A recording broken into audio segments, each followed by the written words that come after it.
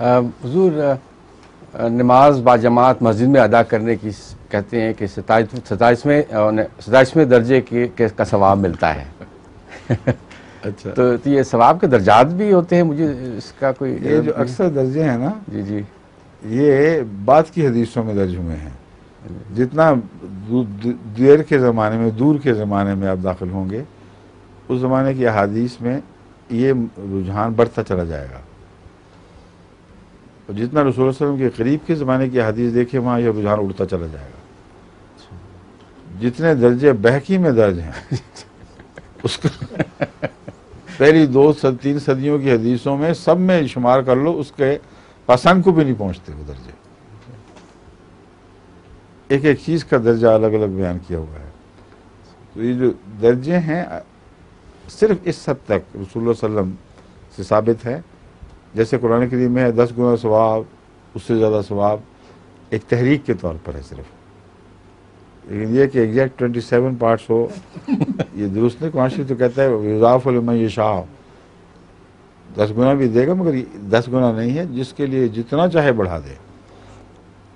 ایک گندم کو 700 دانوں میں تبدیل کر دیا امکاناً، 7 بالیاں اور ہر میں 100، لیکن وہاں ٹھہرا نہیں. ہمارے 27 درجے تو نہیں، 700 درجے بن گئے. اور اس کے ساتھ فرمایا کہ جس کو چاہے اس سے زیادہ بڑھا دے گا. اس لیے یہ نہ سمجھو کہ ان اعداد و شمار میں خدا تعالیٰ کی رحمتیں اور فضل محدود ہیں. تو اس سے زیادہ جہاں جو حدیثیں قطعی طور پر سچی ثابت ہوں اور درجوں کا ذکر ہو، اس کو صرف اس معنی میں لینا چاہیے. ایک تحریص ہے کہ تمہیں زیادہ ثواب ملے گا. مگر باجماعت نماز پر اس کا اطلاق ہو نہیں سکتا. اس کی وجہ یہ ہے کہ باجماعت نماز فرض ہے، اور مومن کے لیے جس کو باجماعت کی توفیق ہو مسجد میں جانا لازم ہے. اگر یہ نہ ہوتا تو رسول اللہ صلی اللہ علیہ وسلم یہ نہ فرماتے صبح کی نماز کے بعد کہ جو گھروں میں لوگ بیٹھے ہوئے ہیں میں ان کو اگر خدا مجھے اختیار دیتا تو اسی طرح جلا دیتا گھروں سمیت. تو صاف پتہ چلا کہ فرائض اور بھی بہت سی ایسی دلیلیں ہیں، آیات قرآنی، احادیث، جن سے باجماعت نماز پڑھنے کی فرضیت ثابت ہے. ایک اندھے نے جب یہ سوال کیا تھا کہ یا رسول اللہ، مسجد کے جانے کے رستے میں ٹھوکریں ہیں، اور جب بارش وغیرہ ہو تو پھر اور بھی زیادہ مشکل بن جاتی ہے. میں اندھا آدمی ہوں، تو مجھے اجازت ہے کہ میں گھر پہ نماز پڑھ لیا کروں. پہلا جواب رسول اللہ صلی اللہ علیہ وسلم کا وہ تھا جو اس آیت کی روح کے پیش نظر تھا کہ لا یکلف اللہ نفسا الا وسعہا، کہ اس کی وسعت کم ہے، توفیق کم ہے. تو اجازت دی، لیکن پھر فوراً پلٹے. فرمایا تمہارے کانوں تک اذان کی آواز آتی ہے کہ نہیں؟ انہوں نے کہا آتی ہے. پھر جایا کرو.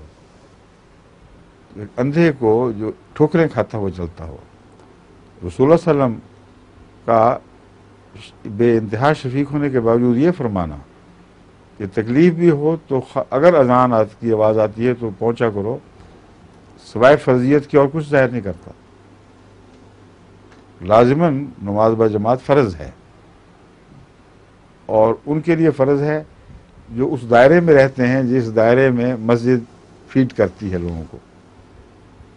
جو اس سے باہر ہیں وہ الگ مسئلہ ہے، وہاں ان کا اختیار نہیں ہے کہ مسجد میں جائیں. ان کے متعلق آپ کہہ سکتے ہیں کہ نماز تو ہو جائے گی ان کی، مگر جو مسجد میں پڑھنے والے ہیں ان کو اس سے بہت زیادہ ثواب ملے گا. یہ معقول بات، دل پر اثر انداز ہونے والی بات ہے. مگر یہ مسلک نکال لینا کہ آپ گھر میں بیٹھ کے نماز پڑھ کے تھوڑا کم ثواب لے لیں اور مسجد کی 27 نہ لیں جا کے، یہ غلط ہے. جو پہنچ سکتا ہے اس کو چوائس ہی نہیں، اس کو اختیار ہی نہیں ہے. سمجھے؟ باقی 27-28 کی گنتی سے آپ کو کیا فرق پڑے گا؟ آپ کو پتہ ہی نہیں کہ ایک ثواب کیا ہے، اس کو 27 سے ضرب کیسے دیں گے آپ؟ یہ